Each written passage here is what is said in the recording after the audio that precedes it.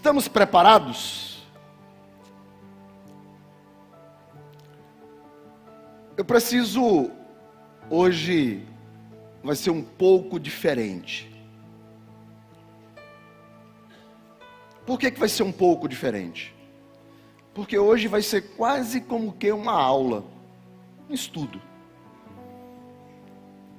Hoje não sei se vai ter tanta empolgação, mas o que eu quero transmitir para vocês, em 2017, mudou a maneira de eu ver as coisas. No ano de 2017, no ano de 2016 e no ano de 2017, eu, a pastora Leonor e a minha família, nós sofremos muito, inclusive aqui na igreja. Foi uma fase muito difícil para a gente.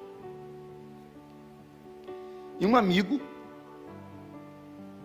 me convidou para ir à Coreia do Sul. Eu não estava muito bem, nem eu nem Leonor, uma tristeza na alma, no coração. Foi um ano difícil, 2016 e 2017 para a gente, 2017 principalmente.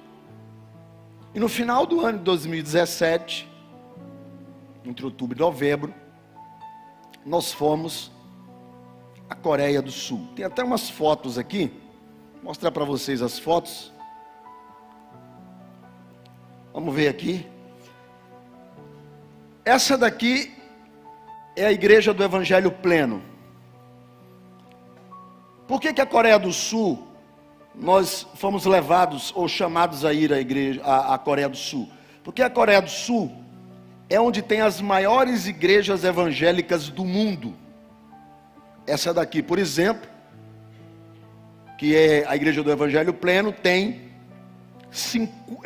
cabe 50 mil pessoas sentados.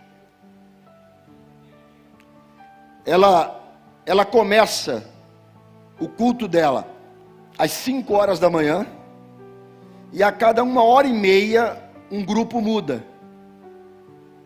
E eles vão até 8 horas da noite com culto.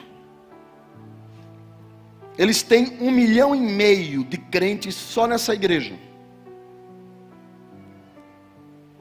O pastor dessa igreja já dormiu no Senhor, se chama Paul Yang-Shu, ou David Shu. E essa igreja, você está vendo ela aí, mas aí tem uns 5 andares mais ou menos, para cima, e mais uns 6 a 7 andares para baixo. E todos os andares são naves. Todos os andares são naves, são templos. E aí é onde acontecem os cultos. Ela tem mais ou menos 5 mil ônibus, que todos os cultos dos ônibus ficam indo e vindo, trazendo o povo de todos os bairros de Seul para a igreja. Próxima foto. Essa é uma das naves, mas eles têm várias naves dessa daí. Várias naves. A foto não consegue ver com exatidão a estrutura da nave. Porém, essa daí não é aquela lá, que é a principal. Essa daí é um templo que fica no cemitério deles, porque eles têm um cemitério. E aí, esse é o templo do cemitério, porque nós fomos também no cemitério, porque o cemitério faz divisa com a Coreia do Norte, que tem uma montanha, que, como era a Coreia do Norte, na época, os cristãos, porque a Coreia é um país budista, eles não aceitavam os cristãos serem sepultados junto com os budistas. E a Coreia, há 50 anos atrás, ou mais de 50 anos, era um dos países mais pobres do mundo.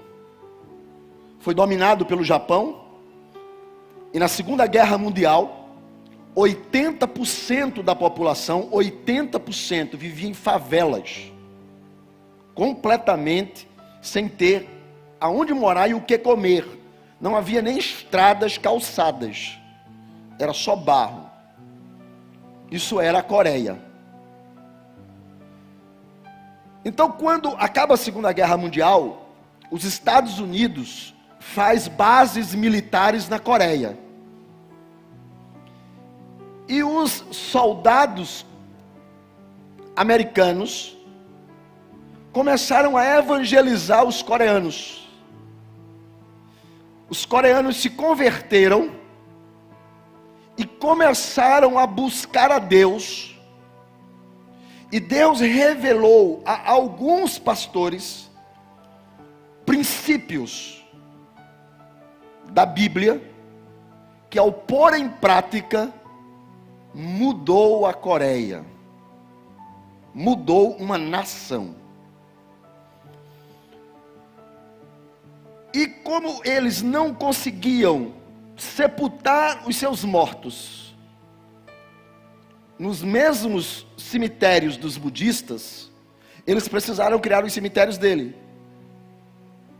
Só que eles estavam saindo dessa fase de miséria, então eles compraram as terras ou as montanhas que faziam a divisa com a Coreia do Norte, porque ninguém queria ir para a divisa entre Coreia do Sul e Coreia do Norte. Então eles fizeram os cemitérios nas faixas de divisa da Coreia do Sul com a Coreia do Norte. E aí as pessoas iam para o local do cemitério para orar. Orar para que as coisas mudassem. Orar pela Coreia do Norte. Porque muitos familiares da Coreia do Sul, na divisão, passaram a ficar na Coreia do Norte e eles não tinham mais contato. E aí, como eles começaram a ir orar lá, gerou igreja. Porque lá não é apenas uma igreja, que é grande. São muitas igrejas. Próxima foto. Esse foi o casal que eu e a pastora Leonor ficamos, porque quem nos levou à Coreia foi os pastores da Coreia, que pagaram para nós irmos. Então a gente foi pago pelos pastores de lá. E quando a gente chega lá, nós ficamos na casa dos irmãos da igreja. O problema era conversar com eles, para dizer o que é que a gente queria. Então, graças ao Pai, ao Filho, ao Espírito Santo e ao Google Tradutor. Porque o Google Tradutor ajudou. Bom, próxima foto. É assim que os homens são tratados na Coreia.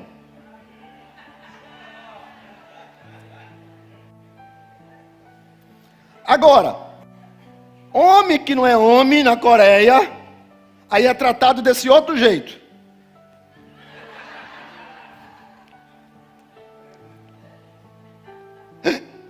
Isso é um local que eles ensinam a cultura. Aí a gente foi lá só para brincar. Próxima foto. Bom, aqui são 4 horas da manhã. E nos 10 dias que nós ficamos lá, nós fomos todos os dias para o culto. Porque o culto deles, eles chamam o primeiro culto da semana, que é o que nós trouxemos aqui para a nossa igreja, que é a oração da madrugada. Eles oram a gente ora de 6 às 7, eles oram de 5 às 7. Então, nós saíamos de 4 horas da manhã para a igreja. Só que quando a gente chegava lá, não tinha lugar para sentar. E a igreja que nós fomos, a igreja metodista, que foi quem nos levou para lá, ela não era tão grande, ela cabia 5.000 pessoas. E não tinha lugar. Os brasileiros ficavam reservados na frente, mas quem chegasse depois das 5 da manhã, não entrava e não sentava. Próxima foto. Todas as igrejas da Coreia, essa é uma delas, além de terem para o solo, para cima, né? Porque havia uma época que você não podia construir andares maiores. A lei não permitia, então eles construíam para baixo.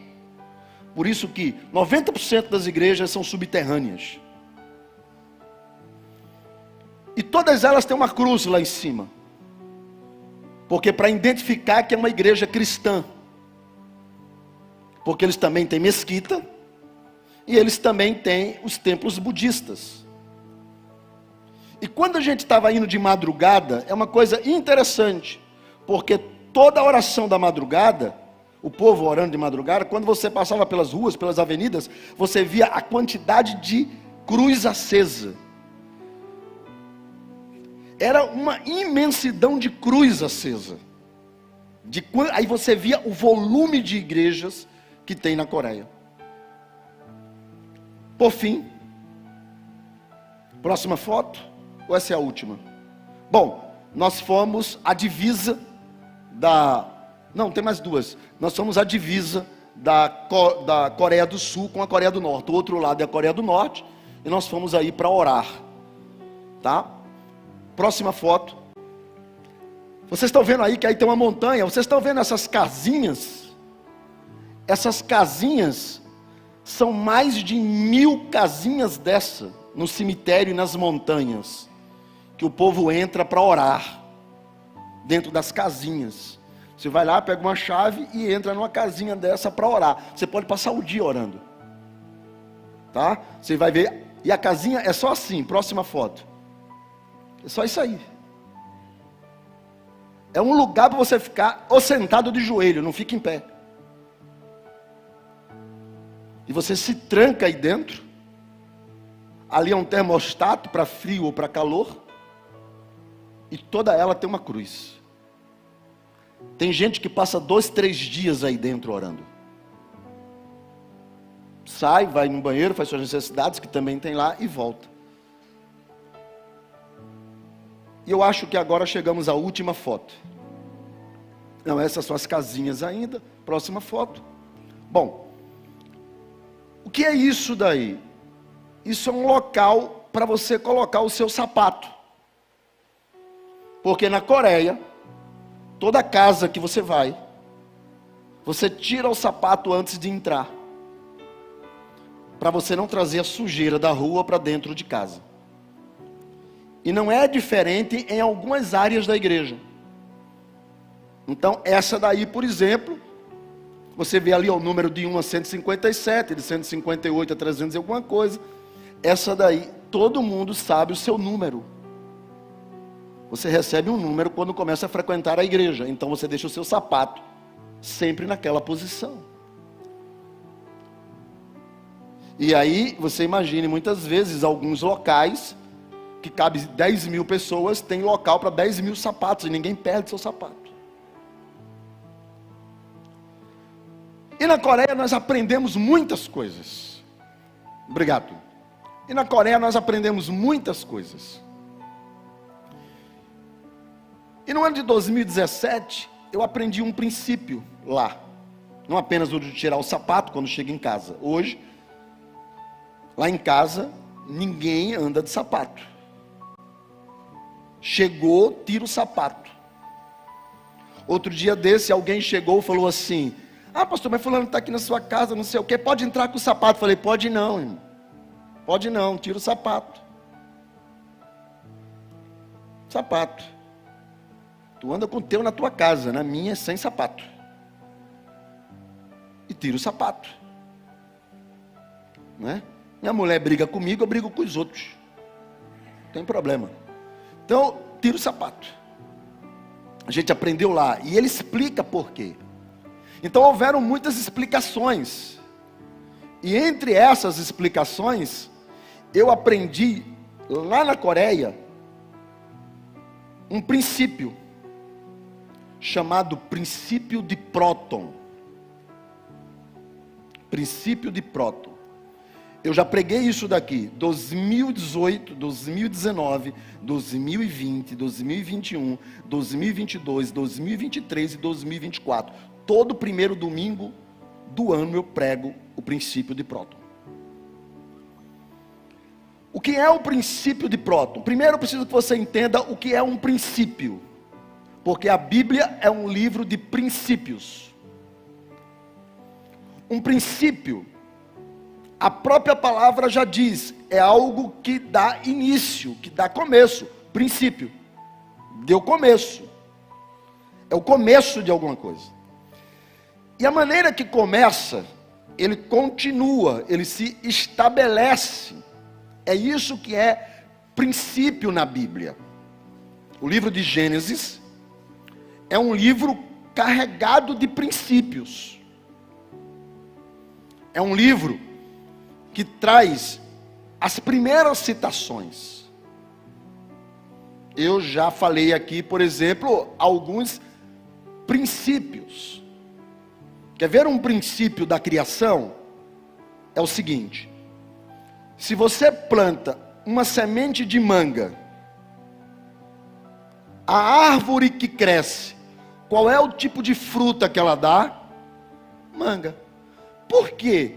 Porque a semente é o princípio. Então o que vem segue o princípio. Isso é princípio. Princípio é o início de alguma coisa que dá forma ao que vem depois. O princípio, eu sempre cito aqui, por exemplo, o caso do deserto.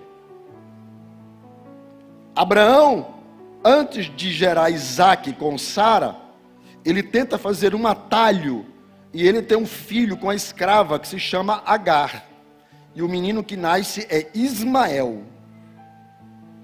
No nascimento de Ismael, há um desentendimento entre Sara e Agar, a escrava.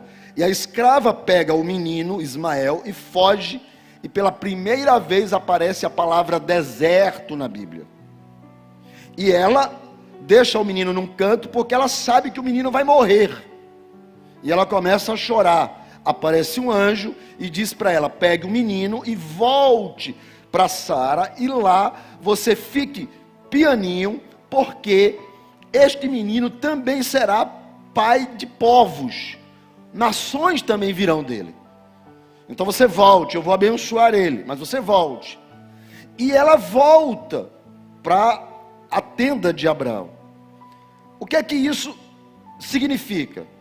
É que como a primeira vez que a palavra deserto aparece na Bíblia, tem alguém chorando, pronto para morrer, sem água, sem comida, sem esperança, sem ninguém por perto.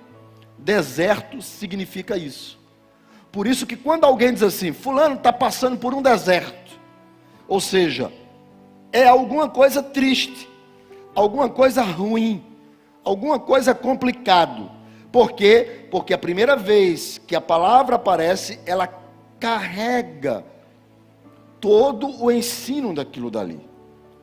Então, o princípio é algo que é imutável. Não muda-se o princípio. O princípio, quando Deus cria, estabelece, faz alguma coisa, ninguém muda o princípio da coisa. O princípio tem um propósito, tem uma finalidade. Por isso que esta palavra próton é uma palavra do grego. Ela aparece pela primeira vez em Mateus, capítulo de número 6, versículo de número 33. Mateus 6, 33. Diz assim a palavra de Deus: buscai, pois, em primeiro lugar o seu reino e a sua justiça, e todas estas coisas vos serão acrescentadas. Esta palavra próton do grego, aonde ela está nesse versículo? Na palavra primeiro. Esta é a palavra traduzida de próton, primeiro. Então o princípio de próton é o princípio do primeiro. Tudo o que é primeiro, tudo o que é principal, você dá valor e dá certo, e você prospera. Por exemplo, se uma pessoa tem como foco, primeiramente, só estudar, ela não tirará notas ruins, ela só vai tirar notas boas. E ela vai passar e ela vai ser uma excelente aluna. Por quê? Porque a prioridade dela é estudar. Um casal, se o homem prioriza, é primeiro, é próton para a esposa, para a família, esta mulher se sente valorizada e ela retribui com muito amor ao marido. Ou seja, existe um casamento feliz porque ambos se priorizam, porque ambos próton, primeiro, se valoriza. Tudo aquilo que você se dedica, que você prioriza, que você dá como primeiro, como próton, isso gera o resultado dessa dedicação. Se você prioriza o trabalho, e ele vem na frente de tudo, com certeza você terá sucesso no seu trabalho. Então, o sucesso, a prosperidade, o resultado, sempre será uma consequência de próton, de primeiro, de prioridade, de primícia. O Antigo Testamento, tanto o livro de Hebreus como o livro de Colossenses, vai dizer que o Antigo Testamento, o Novo Testamento diz que o Antigo Testamento são sombras do que é a realidade do Novo Testamento. Qual é a ideia de que o Antigo Testamento é sombra? Sombra de uma realidade, sombra de algo real.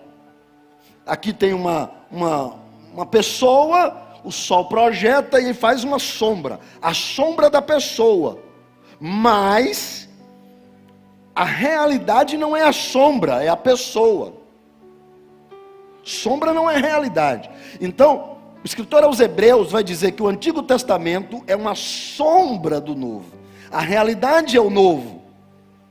Por isso que o cordeiro era imolado no Antigo Testamento, mas ele apontava para Jesus, que é o cordeiro pascual, que tira todo o pecado do mundo.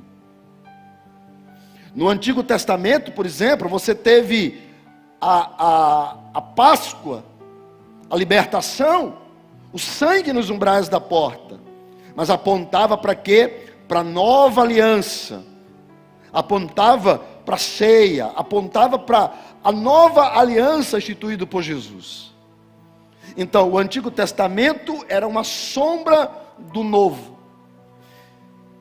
E Paulo aos Colossenses vai dizer que as sombras se repetem, porque ele diz que o Novo Testamento é uma sombra do que Deus tem preparado para o futuro nosso.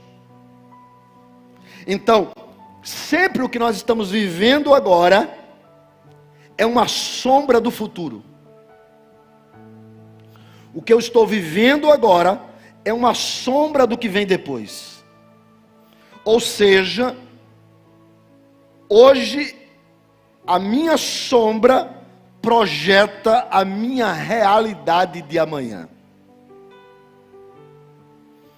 Cada movimento do Antigo Testamento apontava para a sombra do Novo. Cada movimento do Novo aponta para é a sombra que aponta para a eternidade. Então, tudo o que eu faço hoje tem propósito para o que vem depois. Quem está entendendo até aqui? Falei para vocês que hoje é uma aula. Vocês não vão ficar chateados não, né? Mas se vocês quiserem, eu paro a aula e entro no sapatinho aqui, no fogo. Mas vamos continuar? Vamos? Ok. Porque esse é um princípio que depois que eu mudei a chave em 2017, 2018, a minha vida deu uma viravolta. Tudo que eu perdi em 2017, Deus me deu de volta em 2019. E de lá para cá, eu só tenho crescido. Por causa do princípio de próton. Tem mudado a minha vida, da minha família, dos meus filhos. Depois que eu coloquei no meu coração o princípio de próton. Então quero compartilhar com você, para que você faça a mesma coisa. Amém? Então primeiro eu quero que você entenda. Tudo que Deus faz no Antigo Testamento tem propósito. Por exemplo, todas as ofertas que você vê no Antigo Testamento, todas elas têm propósito. Nenhuma oferta no Antigo Testamento é dada sem propósito. Quer ver uma coisa? Malaquias capítulo 3, versículos 10 e 11, aquela que fala do dízimo. Malaquias 3, 10 e 11, obrigado. Trazei todos os dízimos à casa do tesouro, para que haja mantimento na minha casa. Ou seja, traga os dízimos para propósito. É para quê? Então, traga os dízimos para que haja mantimento na minha casa. Então, Deus determina algo com propósito. Deus não pede nada a ninguém se não tiver um propósito, uma realidade depois. Ele diz: vocês podem fazer prova de mim, porque se eu não vos abrir as janelas dos céus e não derramar sobre vocês uma bênção sem medida. Versículo seguinte: por causa de vós, eu repreenderei o devorador, para que não vos consuma o quê? O fruto da terra, para que a vossa vide no campo não seja estéril, quer dizer, não dê nada. Então, Deus diz assim: o dízimo tem um propósito, manter a casa de Deus. E ele diz: se você dizimar, você vai poder consumir o fruto da terra. E o campo não será estéril. O campo é fonte de trabalho. Então, vai haver trabalho para você. Vai haver fruto, vai ter conta corrente. Só que você precisa entender que o que o texto diz não é que você vai ser próspero. O texto diz que você vai ter a provisão. Ou seja, não vai ter falta. Dízimo não gera prosperidade. Dízimo gera provisão. Você vive com o que você tem. Você, quando dizima, você mantém o que você tem. Dízimo não gera prosperidade, torno a repetir. Dízimo mantém a provisão. Ele repreende o devorador e você tem o seu habitual. Você não vai passar necessidade, você vai manter o seu habitual. É que o texto está dizendo. Existe também outros tipos de oferta no Antigo Testamento. Tinha ofertas queimadas, oferta de libação, oferta alçada, oferta elevada. Todas elas são ofertas votivas, voluntárias. Diferente de uma oferta de voto. Deixa isso fora. Mas todas as ofertas queimadas, de libação, alçada, são ofertas voluntárias. E se a gente fala voluntário, já está dito. Não é obrigado. É voluntário. Então, para que as ofertas voluntárias? Deuteronômio vai dizer. É para expressar a gratidão a Deus. Quando eu dou uma oferta voluntária, eu estou dizendo a Deus muito obrigado por tudo que o Senhor tem feito na minha vida. Então, uma oferta voluntária é uma oferta de gratidão. É um presente para Deus. Eu ofereço uma oferta, eu estou dando um presente para Deus. Era assim que as ofertas funcionavam no Antigo Testamento. Tanto os dízimos como as ofertas, elas tinham um propósito: curar o coração avarento de quem oferta, de quem dá, e gerar uma dependência de Deus. Só que existe uma oferta, que é uma chave. Esta oferta, na Bíblia, ela tem um poder de abrir o sobrenatural de Deus, de maneira tal que nós não vivemos no mediano do dízimo e nem normal da oferta. É uma oferta que ela faz com que a prosperidade chegue na sua vida. Prosperidade não tem a ver com dinheiro. Quando a Bíblia fala de dinheiro, ela não fala de prosperidade, ela fala de riqueza. Prosperidade na Bíblia é diferente de riqueza. Uma pessoa próspera pode ser rica, mas também pode ser pobre. Prosperidade é ausência de necessidades, é ausência de problemas. Uma pessoa próspera é uma pessoa feliz num casamento, feliz com os filhos, feliz emocionalmente, feliz espiritualmente, feliz de relacionamento. Uma pessoa próspera é uma pessoa bem-aventurada, Macários do grego, mais do que feliz, próspero. Mais do que feliz é Macários, é próspero. Isso não tem a ver com riqueza. Riqueza é uma coisa, prosperidade é outra. Riqueza tem a ver com dinheiro, prosperidade tem a ver com felicidade. A oferta da primícia, ela gera felicidade, ela gera prosperidade. Ela coloca as coisas no lugar. Levítico, capítulo de número 23, versos de 9 a 14. Deus estabelece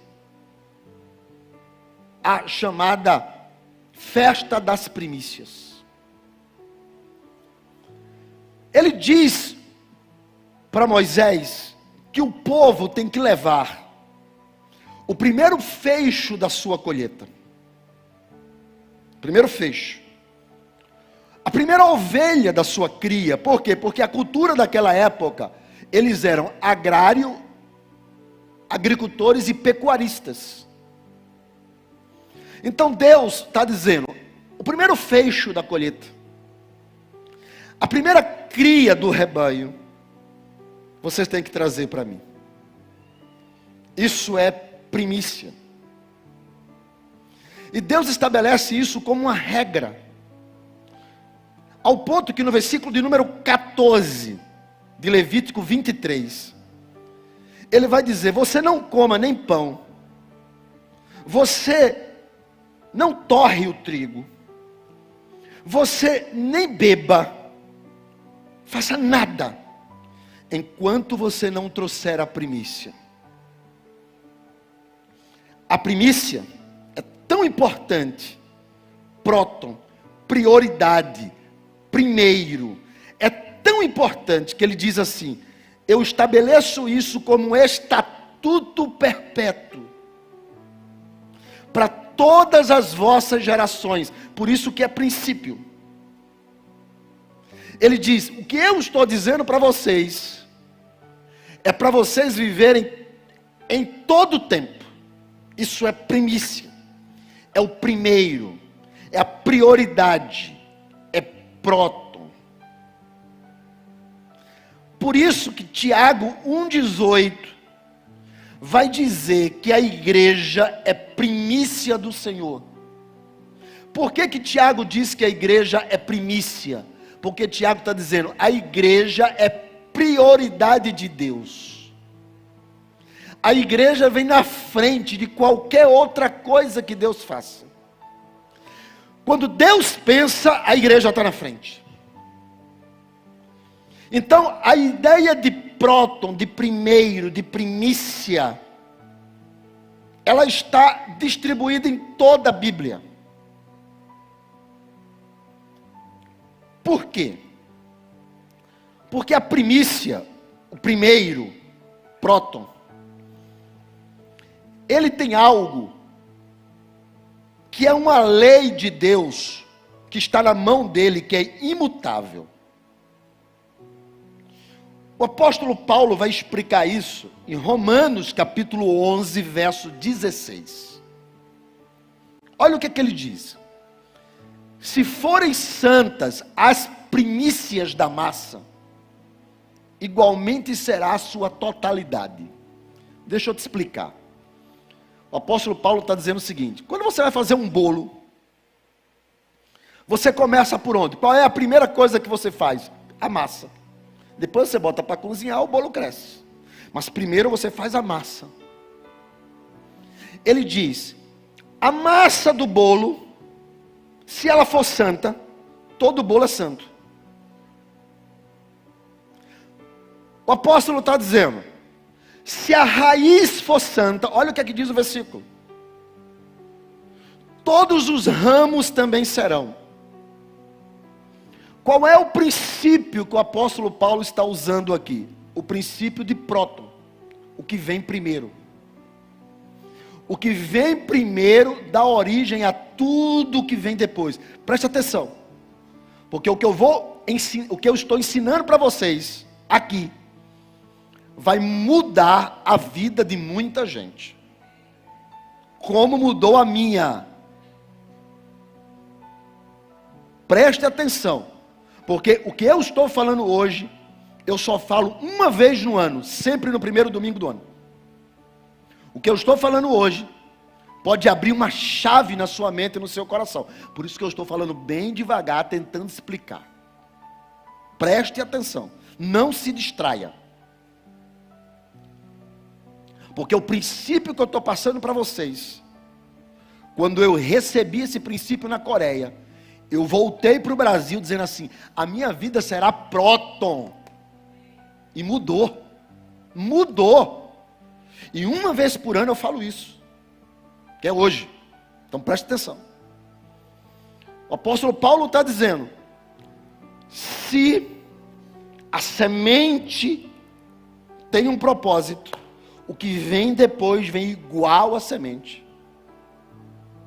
Se a massa do bolo ela é santa, todo o bolo será. Se a raiz é santa, o que vem depois será. Ou seja, é a primícia, é o primeiro. Quer ver como é que funciona? Deixa eu contar algumas histórias aqui, alguns casos. Deus diz para Abraão, você vai ser pai de multidões. Um dia, Deus diz para Abraão, eu quero que você me entregue seu filho. Eu quero que você sacrifique ele. Eu quero que você imole, esquarteje e queime, holocausto. A Bíblia vai dizer que Abraão levou. Mas na hora de fazer isso, havia um carneiro. E Deus manda que Abraão faça o sacrifício do carneiro no lugar de Isaque. É uma sombra da cruz. Mas o livro de Hebreus, no capítulo 11, vai dizer que para Deus e para Abraão, Isaque morreu. Na hora que ele entregou Isaque para o coração de Abraão, estava morto. E Deus recebeu a morte do menino, sem ele ter morrido.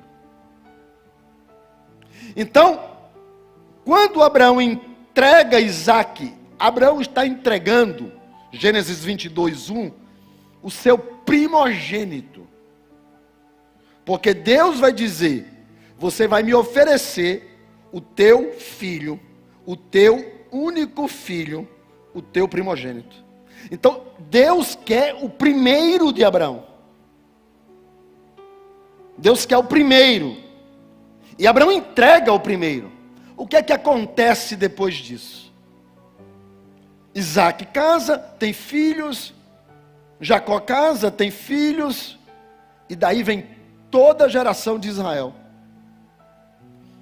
400 anos depois de Isaac ter sido entregue, olha o que Deus diz em Êxodo 4:22. Êxodo 4:22, Deus diz a Faraó assim: diz o Senhor, Israel é o meu filho primogênito. Por que que toda a nação dos descendentes de Abraão, Deus diz, é meu primogênito? Porque o que foi entregue a Deus foi um primogênito. Então, tudo que vem depois nas mãos de Deus, também é primogênito. Ou seja, a primícia gera o resultado igual ao que você entrega. Por isso que dízimo é provisão, oferta é gratidão, mas primícia não. Primícia gera prosperidade. Primícia gera multiplicação. Provérbios capítulo 3, versículo 9 e 10, diz assim: honra o Senhor com os teus bens. Honra o Senhor com os teus bens. Com o que? Com as primícias de toda tua renda. Primícias de toda tua renda. E ele diz: e se encherão. Observe que não é produzirá, é encher fartamente os teus celeiros, e transbordar de vinho os teus lagares. Encher e transbordar. Dízimo gera fruto no campo. Oferta é gratidão, e Deus ama um coração agradecido. Mas primícia gera encher celeiro, que hoje não é mais celeiro, é conta corrente, e transbordar de alegria, que vinho é alegria. Enche conta corrente, celeiro, e transborda de felicidade. Isso é o que gera a primícia. Eu vou chegar lá, fique calmo.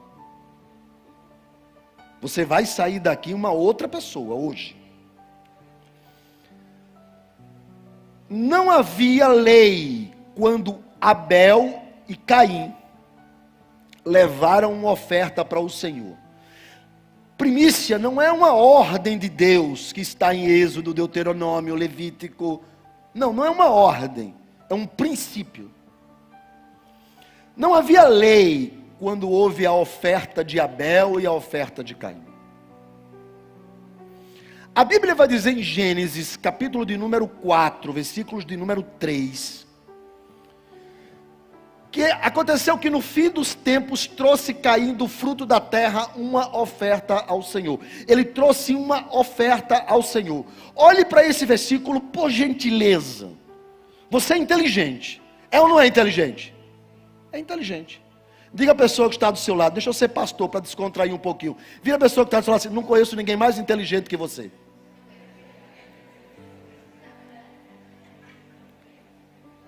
Aí agora você responde para a pessoa: eu conheço. É você. Então observe, olhe para esse versículo, que eu sei que você é inteligente. Trouxe Caim do fruto da terra uma oferta ao Senhor. Trazer uma oferta para Deus, tem alguma coisa errada, sim ou não? Não tem. Aí tem gente que diz assim, é porque a oferta de Abel foi de sangue, e a de Caim foi da terra. Não, porque Êxodo 34, 26 diz que nós temos que levar a oferta da terra ao Senhor. Ora, e a própria oferta da primícia, quando eu levo um fecho de trigo? Trigo é o quê? Fruto da terra. Então não tem oferta de cereais. Cereais é o quê? Fruto da terra. Não tem nada a ver com isso. Deus não rejeita oferta. E quando eu li esse versículo, eu fiquei, camarada, por que Deus rejeitou a oferta de Caim? Eu fiquei preocupado, porque se Deus rejeita uma oferta, Ele pode estar rejeitando a minha. Ele pode estar rejeitando a sua. E tu está só perdendo tempo, pagando dízimo e dando oferta, devolvendo o dízimo e entregando oferta. Tu está só perdendo tempo. Eu falei, Deus, eu posso estar perdendo. Porque se o Senhor rejeita a minha oferta, eu vou comprar um açaí. Porque não tem propósito. Então eu fiquei curioso com esse versículo. Eu falei, por que esse versículo, que não tem nada de errado, diz que Caim levou da terra uma oferta ao Senhor? Mas olha o versículo seguinte. Abel, por sua vez, trouxe das primícias do seu rebanho e da gordura destes. Agradou-se o Senhor da oferta de Abel e de sua oferta. Versículo seguinte. Ao passo que de Caim e da sua oferta, Deus não se agradou. Por que Deus não gostou da oferta de Caim? Volta para o versículo 4. Aí, um dia Deus me disse. Você quer saber? Sim ou não? Então eu vou te dizer também. Mesmo se você não quisesse, eu ia te contar. Preste atenção nos versículos. O texto diz que ele trouxe das primícias. A ideia de primícias aí é do melhor. Ele trouxe o melhor. Ele trouxe o extraordinário. Ele trouxe o primeiro, próton, o primeiro. Mas de quê? Do rebanho do pai ou do rebanho dele? Do rebanho? Do seu rebanho, era dele. Ele trouxe do seu rebanho, do seu, o melhor. Trouxe do seu as primícias. Trouxe do seu próton, primeiro. Ele trouxe do seu. E foi do melhor, porque ainda tinha gordura para queimar na oferta. Agora, olha o versículo 3. Aonde está escrito que era da plantação de Caim? Aonde está escrito que Caim trouxe do que era seu?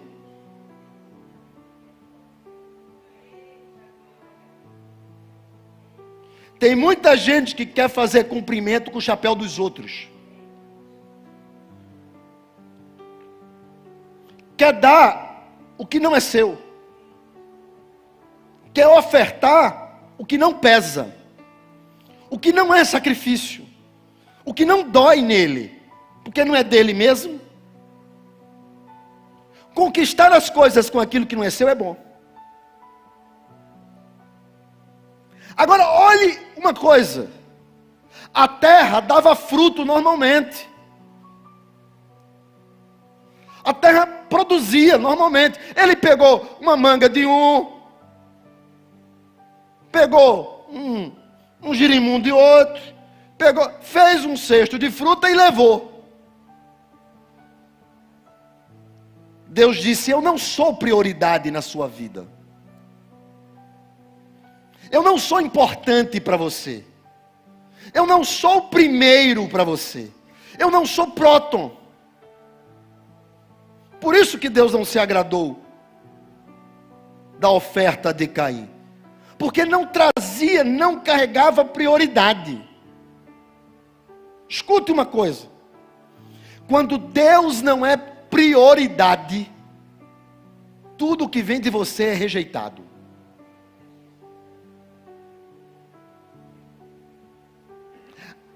Próton não tem a ver somente com oferta. Mateus 6:3 está escrito assim: buscai primeiro o reino de Deus. Reino é vontade. Primeiro a vontade de Deus. Mateus 6:33. Busque primeiro a vontade de Deus.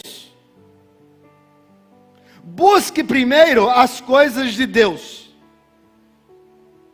E tudo que vem depois, Deus multiplica sobre a sua vida. Acrescenta sobre você. Então, tem muita gente que não dá a Deus a prioridade, o primeiro, o próton que Ele merece.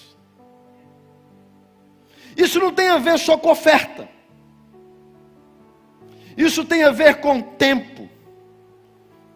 Isso tem a ver com vida. Isso é um estilo de vida. Entenda isso. Próton é um estilo de vida. É o que você dá de primeiro a Deus. Quando eu decidi que Deus teria que ser o primeiro da minha vida, eu descobri que quem estava sendo o primeiro na minha vida era a igreja Canaã e não Deus. E por isso que muita coisa aconteceu. Porque o mais importante para mim era a igreja do que o Senhor. Então tudo que eu fazia não reverberava em resultados de prosperidade sobre a minha vida, porque ele não era o primeiro. O primeiro era a igreja. Eu não era um pastor do Senhor, era o pastor da igreja. Então, Deus me deixou muito claro que aquilo que é primeiro é que reverbera. É o que multiplica, é o que vem depois. Por isso que quando eu acordo de manhã, primeira coisa que eu faço é dar bom dia a Jesus. Se a minha esposa virar para me dar um beijo e me abraçar, eu empurro ela e digo, ainda não, que ainda não falei com Jesus. Olha lá. Primeiro, Jesus. Aí eu pego um texto da Bíblia, já leio, faço a minha reflexão, meu TSD, já pego alguns versículos e aí é que eu posto. Mas primeiro é a oração, a Bíblia, a palavra, a reflexão. Isso é primeiro. O que é primeiro na sua vida? O culto ou a festa do sobrinho? Porque tem gente que troca culto por qualquer festinha. O que é primeiro na sua vida? Um tempo de oração ou uma série da Netflix?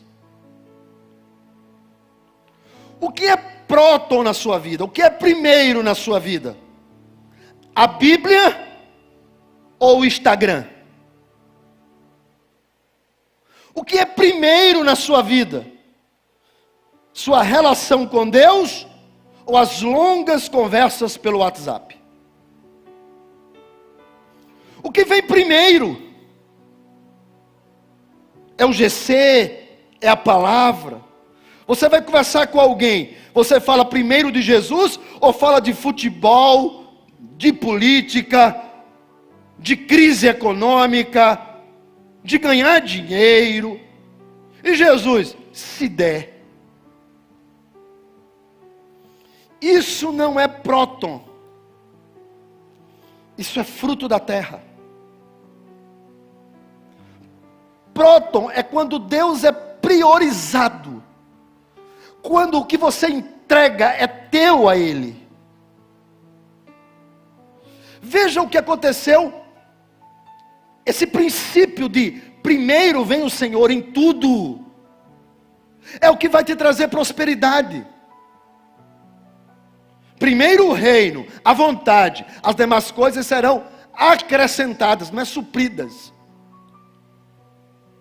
É acrescentadas. E a palavra de acrescentadas aqui é o mesmo de Provérbios 3, 9 e 10. Celeiro cheio, alegria transbordante. Quando Deus é prioridade, quando Deus é o primeiro, tudo que vem depois é transbordante. Pastor, por que não transborda? Porque ele não está em primeiro. Pastor, está, não está.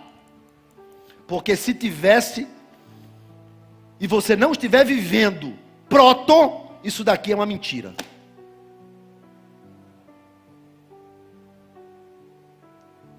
Porque quando eu decidi priorizar,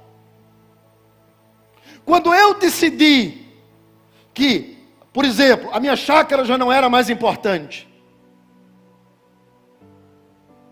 que aquela viagem já não era mais importante, que aquele carro já não era mais importante, que aquela coisa já não era mais importante, que importante tinha que ser o Senhor na minha vida. Tudo o que veio depois veio multiplicado, abençoado e transbordante. Deus diz para Josué o seguinte, olha só o que é que Deus diz para Josué: você vai entrar na terra prometida. A primeira cidade que você vai enfrentar se chama Jericó. Ninguém nunca entrou nela por causa das muralhas, mas eu vou derrubar as muralhas. Você vai entrar nela. Só que ninguém sai de lá vivo. Nem a criança. Meu Deus, vou falar isso, depois outro dia eu explico. Deus diz, nem a criança do ventre. Ninguém sai de lá vivo.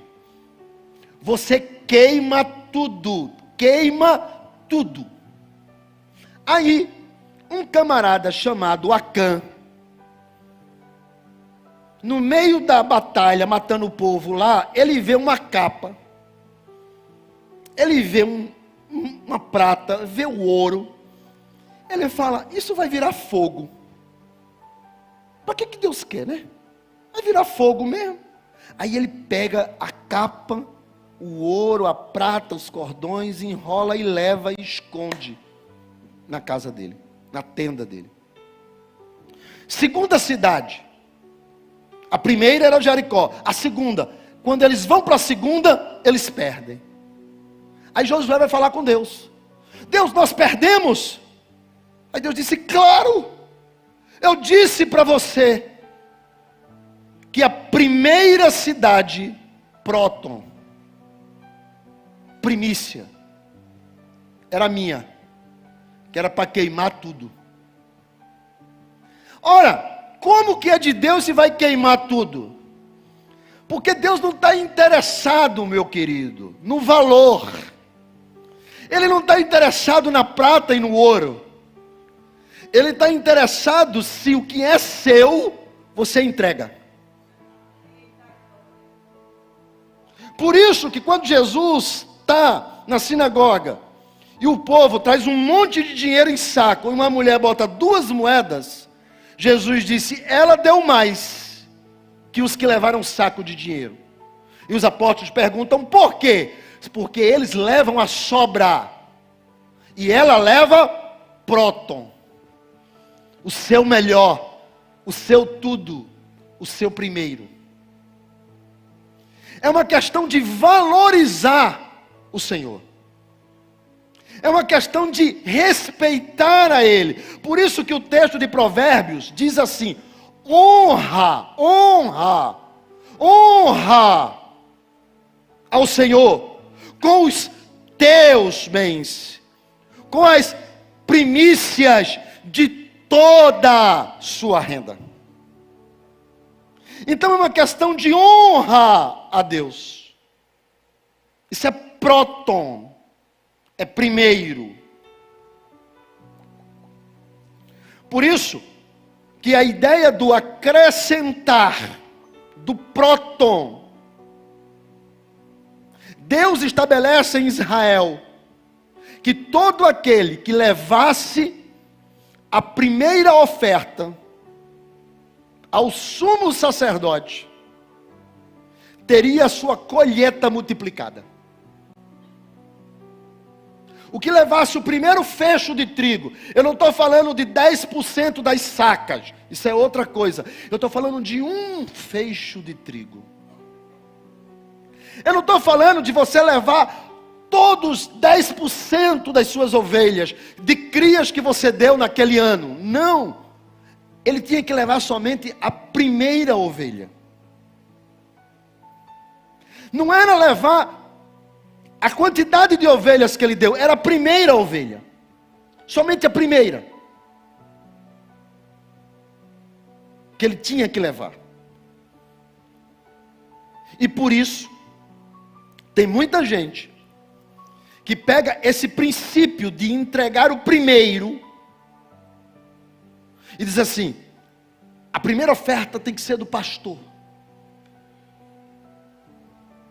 Deixa eu te dizer uma coisa, eu sei que isso está sendo gravado, tem gente que depois vai ficar com raiva de mim. Mas deixa eu te falar uma coisa. No Antigo Testamento, o sumo sacerdote recebia as ofertas da primícia. E tem gente que faz isso. Eu não quero saber se ele está certo ou se ele está errado. Não me interessa.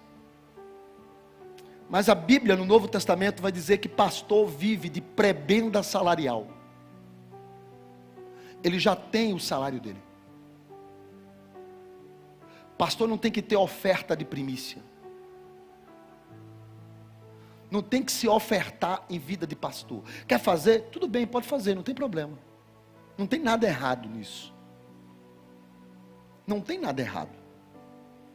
Mas também não é o certo. Oferta se dá ao Senhor e não ao homem. Tem muita gente vivendo bem por causa de oferta de ovelha. E isso não é bíblico.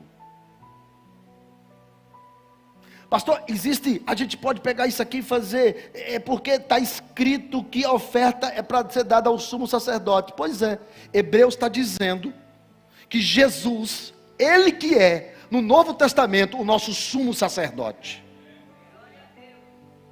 Jesus é o sumo sacerdote. Então, a oferta da primícia é para ser dado ao Senhor. Pastor, como que funciona essa oferta de primícia? Vou te explicar como é que eu faço. Porque oferta não é apenas uma oferta, é um estilo de vida. Por isso que a minha oração primeiro, meu domingo primeiro. Por isso que nós temos a oração da madrugada, que é na primeira semana. Por isso que quando nós rompemos o ano aqui, eu vim aqui à frente, quem estava aqui no final do ano sabe, e nós entramos o ano e eu entrei com uma oração, porque os meus primeiros minutos de 2025 foi orando, primeiro.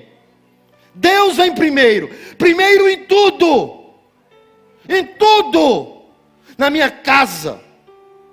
Eu disse para minha esposa, outro dia desse, porque eu disse para ela, a gente estava conversando, e o Jonatas, o meu filho mais velho, ele vai, este ano, vir trabalhar na igreja.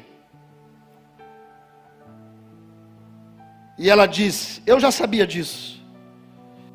E eu disse, por que você sabia? Ele falou, porque quando ele estava no meu ventre, eu coloquei as mãos sobre ele e disse, será do Senhor, porque é o primeiro. Ele servirá a Deus por toda a vida dele. E eu disse para ele, olha, tu vai ter que sair do teu emprego do Estado, é um emprego bom, mas tu vai ter que vir aqui para a igreja. E não é porque existe essa opção, porque é uma chamada no seu coração, porque você é a primícia, é do Senhor, é o primeiro. O outro vai lá trabalhar, ficar com as empresas, pode até ganhar muito mais dinheiro. Mas primícia não é sobre dinheiro, é sobre entrega ao Senhor. Porque outro dia desse, a Helena, esposa do evangelista Lucas, disse para mim: pastor, eu acho que eu fiz o meu cálculo da minha oferta de primícia no início do ano errado. Eu disse: por quê, minha filha? Ela disse: porque deu tão pouquinho que eu estranhei. Eu disse: é porque uma oferta de primícia, de fato, não tem a ver com valor, tem a ver com uma entrega que você faz, que é uma atitude declaratória, dizendo: Deus, eu estou te entregando a minha primícia. É uma atitude declaratória. Porque uma primícia, como é que eu faço a minha oferta? Eu já fiz esse ano a minha. Porque o ano passado eu fiz uma coisa diferente do que eu fiz em 2018, 19, 20, 21 e 22. De 23 para 24, eu fiz diferente. Porque eu pego o valor que eu ganho nos 12 meses do ano, eu somo tudo que eu ganhei e eu divido por 365 dias. E eu acho um dia. E o primeiro dia eu faço essa oferta para o Senhor.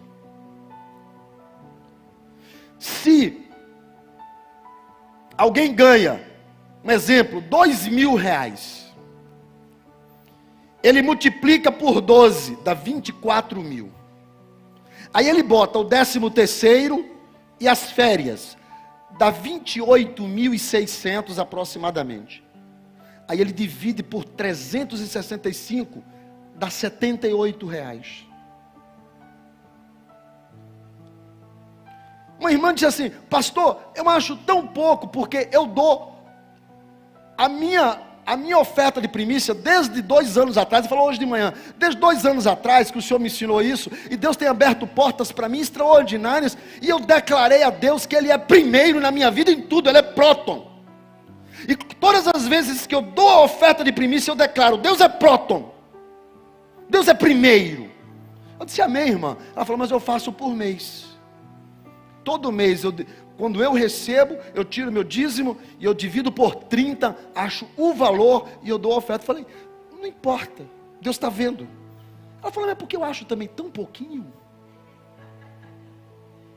Eu falei: porque, olha só, o pedido de Deus na época que o povo estava plantando, Deus não disse: eu quero a metade da tua colheita. Deus disse: eu quero só o primeiro fecho. O camarada tinha um rebanho de ovelhas.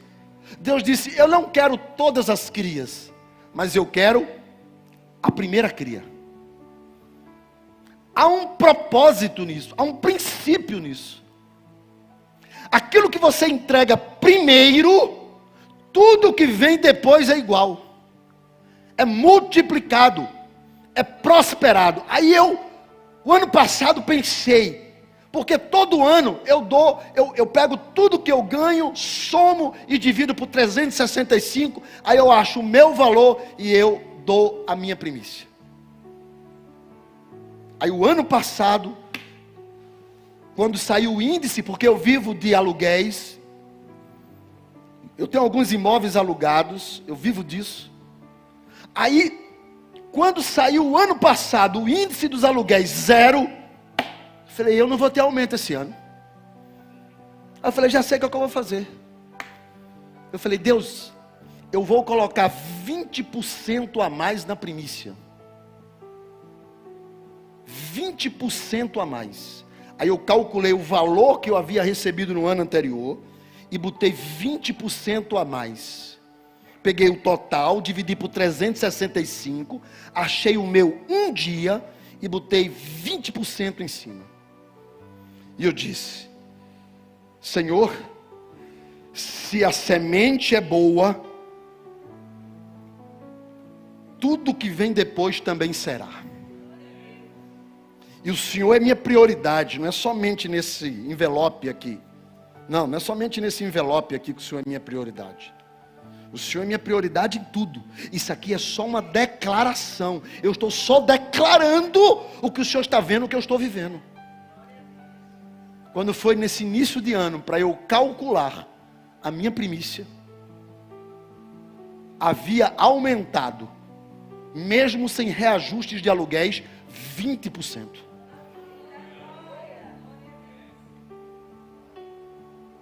Aí eu pensei, eu acho que eu vou botar 30% dessa vez. Porque a semente sendo boa, tudo que vem depois é igual. Agora isso é um ato de fé. Eu creio nesse milagre. Eu creio que a semente gera multiplicação. Por isso que o Senhor é próton na minha hora, no meu dia, nos meus recursos, no meu filho, na minha casa, no meu serviço, no meu TSD. Ele é primeiro. Ele é primeiro. E se Ele é primeiro, tudo que vem depois é multiplicado. Isso é próton, isso é primícia. Por isso que não dá para trocar o culto pela praia. Não dá para trocar a bicicleta pela oração. Tem gente, irmãos, que tem tempo de sair 5 horas da manhã para a academia, mas não vem orar na oração da madrugada.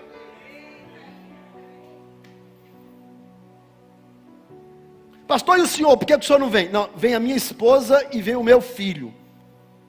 Quando eles saem de casa, ela me acorda e eu vou orar. Por quê? Porque todas as vezes quando eu comecei a vir para a oração da madrugada, era eu que estava falando, o destaque era eu, e eu não deixava o povo viver esse momento. Eu falei, o pastor às vezes mais atrapalha a presença dele do que ajuda. E aí passou a vir minha esposa e meu filho. Fica em casa. Mas as pessoas, elas têm tempo para tudo. Elas têm tempo para jantar fora. Elas têm tempo para viajar. Elas têm até férias. Que não é errado. Nada disso é errado. Que eu faço tudo isso. Mas isso não pode vir na frente do seu tempo com Deus. Isso não pode vir na frente do seu serviço à casa de Deus.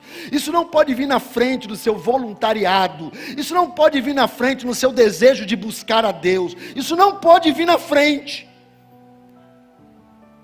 Por isso que quando Cedraque, Mesaque e Abidênego, o rei disse, vocês vão morrer se não me adorar. Vou jogar vocês na fornalha. Eles disseram, deixa eu te dizer uma coisa, ó rei. O Deus a quem nós servimos, prioridade na minha vida, Ele pode me livrar, pode também não me livrar, mas Ele continua sendo a minha prioridade. Eu não me prostro diante do mundo da imagem de você, porque eu sei o Deus a quem eu sirvo. Jogaram os 3 na fornalha. O rei para, olha e diz assim, o ajudante, o que foi? Não foram 3? Foram. E por que eu estou vendo 4 caminhando no meio do fogo? Próton.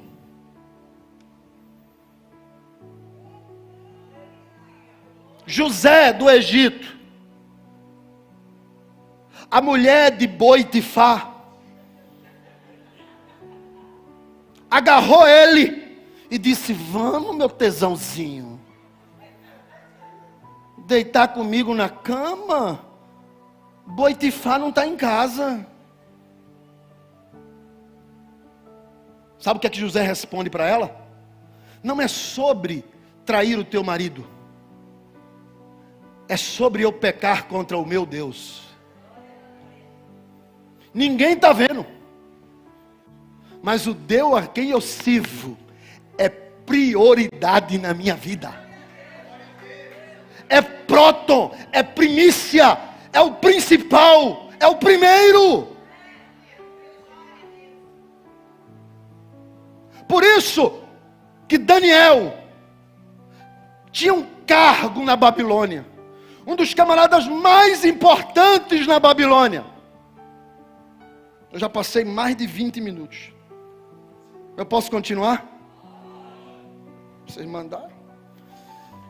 Só mais 5. O cara tinha um cargo na Babilônia, topado, e ele provocou inveja nos outros. Então planejaram acabar com ele, criaram uma lei proibindo Daniel de orar a Deus. Chegou a notícia para Daniel: Daniel, a lei diz que se você orar, você morre. O que é que tu vai fazer, Daniel? Eu vou orar contra essa lei, eu vou orar. E abriram a porta, estava Daniel, janelas abertas para Jerusalém. Ó Deus eterno, o Senhor é o primeiro, o Senhor é a prioridade, o Senhor é o mais importante, nada mais do que o Senhor. Pega o cara, joga na cova. A noite passa. No dia seguinte o rei grita: ó Daniel, servo do Deus Altíssimo, tu estás vivo. Ele gritou: claro, ó rei, meu senhor, não te preocupes, serviram de travesseiro. Tiram Daniel, jogam seus inimigos, e a Bíblia diz: antes dos caras cair no chão, o leão deu um pulo e já pegou. Passou a noite de jejum, estava morrendo de fome no dia seguinte. Por quê?